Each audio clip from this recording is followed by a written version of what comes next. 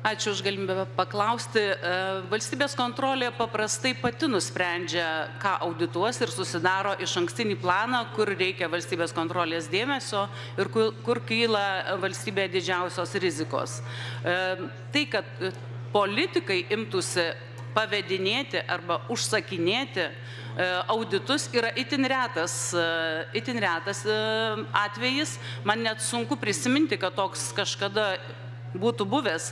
Tai kas tokio nutiko valstybėje ar su LRT, kad reikia proginį auditą daryti, kad negalima įtraukti į reguliarių auditų planą ir daryti kažkaip reguliariai arba siūlyti daryti reguliariai.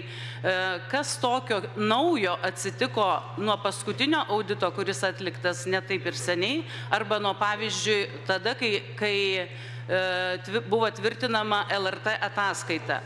Kokias rizikas, kokią problemą sprendžiate, labai būtų gerai išgirsti aiškiai, kokią problemą sprendžiate šito auditu.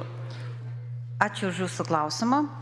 Valstybės kontroliai, kai buvo daromas ir organizuojamas ir derinamas veiklos projektas, audito komitetas buvo prašęs įtraukti šitą klausimą, kad įvertintų pagal jų galimybės, kada jie galėtų atlikti šitą auditą.